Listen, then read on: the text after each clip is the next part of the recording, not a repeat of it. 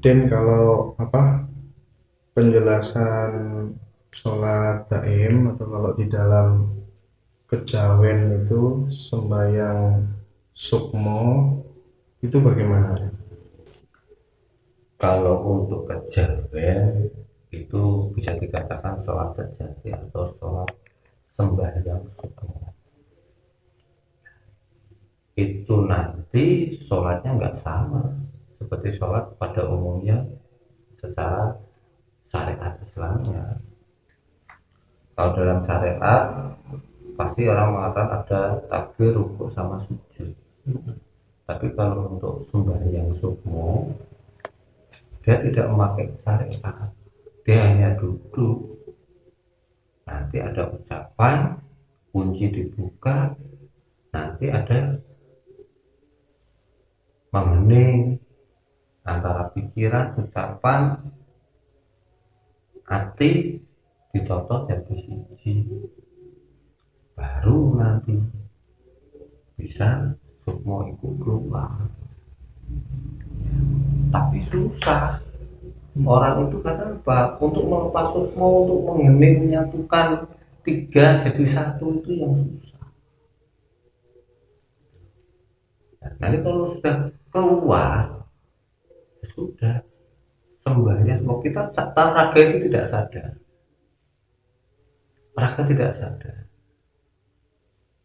Nanti yang sembahyang yang sholat sukmanya sejatinya itu ngadep langsung sama gustinya, tidak ada gerakan takbir rukuk sujud, tidak seperti itu. Hafalannya Jawa, setiap gerakan itu dikatakan hafalannya Jawa semua. Saya tidak bisa untuk mengucapkan hafalannya, ucapannya seperti apa, karena itu kuncinya. Karena setiap orang tidak bakalan tahu bacaan hafalan itu. Bahkan pesan saya dari guru saya, jangan dikasih tahu, jangan diturunkan. Setahu saya baru dua, saya sama anaknya dia Yang di Klaten itu. bertemu. Karena satu perguruan, karena itu satu tunggal guru sama Bapak Soekarno. Bapak saya yang guru saya itu. Soalnya emang kejadian aslinya emang di situ. Tahu ceritanya. Kalau belajar di situ ya duduk-duduk semua. Sholat, sembahyang, sembahyang semua. Duduk itu ya jejer seperti ini. Tapi mana yang bisa menghening, menyatukan rasa, pikiran, ucapan itu? Dia yang bisa ngawiji itu. Dia yang akan medar sukmo, bisa ketemu. Sukmo bisa lungguh, bisa keluar. Selama kita belum bisa melawan pikiran, ucapan sama hati, nggak bakalan bisa gitu. Makanya orang yang bisa sholat sejati atau sembahyang sukmo berarti bisa menyatukan antara ucapan, hati sama pikiran, baru akan keluar. Nanti raga kita ya duduk. Biasanya ada orang yang di luar yang menjaga, kita sendiri di dalam. Kalau badan kita nanti sudah disentuh orang seperti ini, semua sudah nggak bakalan bisa masuk, karena badan itu sudah beda, raga itu wadah kita itu. Kalau dalam kejawen asli seperti itu, bukan dikatakan orang pada sukmo kembali, kok mudah banget orang teorinya, tapi kalau orang prakteknya nggak semudah orang bicara ngomong gitu. Karena tanpa sadar orang bisa seperti itu ngening, kita tuh dalam posisi setengah tidur, seperti mimpi tapi tidak mimpi, tapi itu nyata gitu. Makanya orang dengan duduk hening seperti ini untuk menyatukan pasti susah, kecuali orang sudah menyatu, tahu kunci itu tadi, tinggal jawab menyatukan hati dikit bisa, pikiran udah lepas pasrah, bisa seperti itu. Ya, itu untuk penjabaran saya. sholat daim tadi ya. sholat daim atau sembahyang sukmo. Berarti itu tidak bisa dilakukan untuk mereka yang proses-proses di awal itu ya. Tidak bisa, itu melalui tahapan-tahapan. Dengan mendapatkannya itu Saya dulu mendapatkan itu dari guru saya, dari bobo saya, dikasih apa? Dikasih kunci. Ini lakukan sembahyang sukmo, karena saya sudah ketemu dengan sejati saya. Gelar, nama, saya sudah tahu. Makanya saya katakan ini, lakukan sembahyang sukmo. Saya lakukan. Bahkan itu pun dulu awalnya saya juga susah. Saya sendiri merasakan susah dulu. Saya setiap lungguh silo nggak bisa, suruh menyatu tiga jadi satu nggak bisa saya dulu. Pikiran itu udah ngelayang aja, mikir masalah problem kehidupan itu nggak bisa saya. Hati gejolak. Gimana? Kalau ucapan kita baca terus rapalan itu masih bisa. Tapi untuk ngeningnya itu menyatukan tiga jadi satu rasa itu tidak bisa. Akhirnya lama nggak bisa dengan duduk, saya dengan tiduran. Nggak bisa juga dengan senderan. Gimana? Ternyata dengan caranya itulah yang disebut kunci. Bisa nyambung sama sejati sama semuanya, ya itu yang dinamakan kunci. Kalau sudah ketemu, oh seperti ini toh caranya menyatukan, bisa kontak dengan sejati, bisa ngobrol dengan sukma, menggunakan sukma untuk itu sebenarnya kunci. Orang belajar yang suka waros sampai ketemu kunci itu, ya itu yang disebut kunci. Bisa nyambung, bisa kontak, bisa ngobrol, itu yang dinamakan kunci gitu. Sembahyang sukmo sebenarnya itu kita itu ingat sama Gusti, mau menghadap Gusti, tapi gimana cara ketemunya? tapi kan sebenarnya jalan-jalan itu kan tidak satu-satunya lewat lakuin gitu. Karena ada toriko, ada segala macam. Itu proses kalau menurut saya. Mau terekor, mau hakikat, itu sebenarnya proses. Tapi itu menurut versi Islam. Tapi kalau untuk versi kejawen, saya pernah mengalami juga kok dalam proses dalam makdum sakti dulu untuk menjalani syariat. Saya pernah melaksanakan, pernah laku saya syariat, hakikat, terekor, marifat, ngalami sudah. Syariat, hakikat, marifat, ngalami. Kenapa? Syariat saya ngalami 5 waktu, saya dulu ngalami sholat wiridan, ngalami. Baru mau mengenal Gustinya, ngalami saya. Hakikatnya seperti apa, ngalami.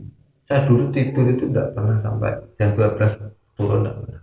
Pasti kelewat jam 3, jam 4 baru tidur. Kenapa? Wiridan. Jam 12 hajat, tahajud, wirid, kalimah yang dibaca itu untuk kekuatan. Setelah kita mau nolong orang, mau apapun orang, itu digunakan ya kalimah yang kita wiridkan itu. Tapi nanti juga pasti dapat keterangan yang kalimah kita dikasih untuk apa? Nur Nawaji, berarti nur cahyo, untuk membantu apa? Seorang meninggal, dia tersesat, dia tidak tahu jalan, kita bisa nolong dengan apa? Nur cahyo. Nur cahyonya apa? Ahmad, Muhammad, Gusti. Bisa dengan cara. Kalau Nur Muhammad itu sendiri apa dan bentuknya kira-kira? Nur Muhammad itu nur suci, emang anugerah dari Gusti. Itu sebenarnya cahyo. Ahmad itu namanya, Kanjeng Nabi itu kan namanya Ahmad. Kalau kita nama agung sebenarnya hanya panggilan. Kanjeng Nabi itu kan gelar. Namanya kan aslinya Ahmad, sama seperti saya. Namanya Jepang Bayi siapa, gelarnya siapa, pasti ada. Gitu. Makanya setelah kita ngasih kalimat itu, kita punya dibaca sampai 7 hari. Setiap 7 hari saya pasti ke sana ke guru saya. Setiap 7 hari sekali kalimat itu ganti. Setiap kalimat itu ganti. Nanti kegunaannya apa? Kita tahu. Karena apa? Pasti dapat keterangan saya. Apa bisa dikatakan bahwa kayak Syekh Siti Jenar itu mungkin kenapa kemudian banyak gejolak itu karena fokus di sholat daim saja dan tidak ngurusi yang lahiriah. Bisa dikatakan seperti itu juga.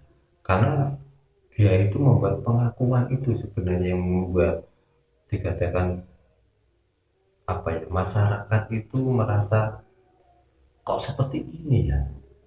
Sebenarnya kan masyarakat umum itu sebenarnya syariat yang dilaksanakan, bukan kemakrifatannya, nggak sampai ke situ bahkan.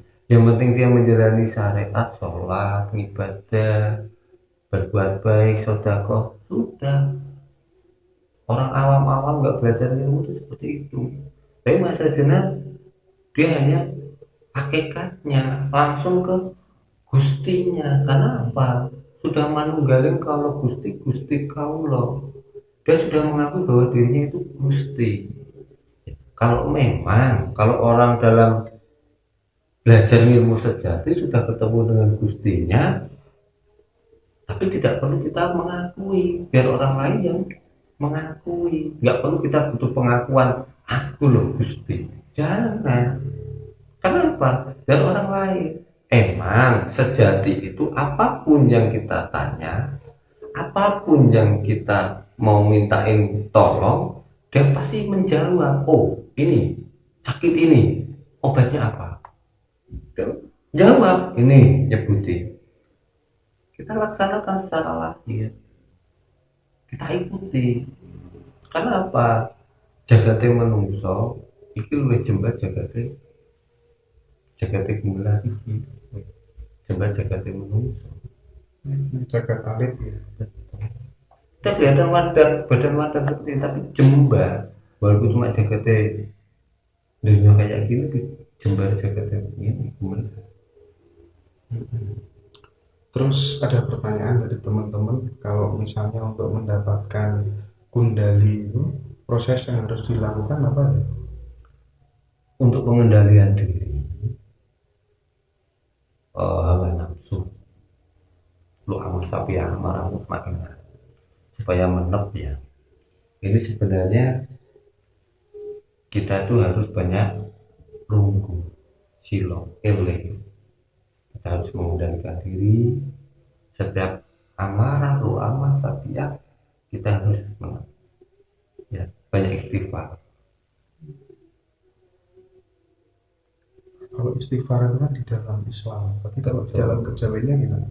Kalau untuk kejawen sebenarnya kita itu lebih banyak itu mengening, kita madep, kita mengendalikan itu, kita menghening. Karena gini, di dalam diri kita itu kan banyak gejolak.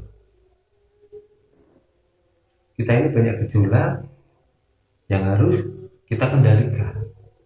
Umpamanya nafsu kita yang kuning bergejolak, kita harus istighfar, kita harus kita diam, jangan kita ikuti.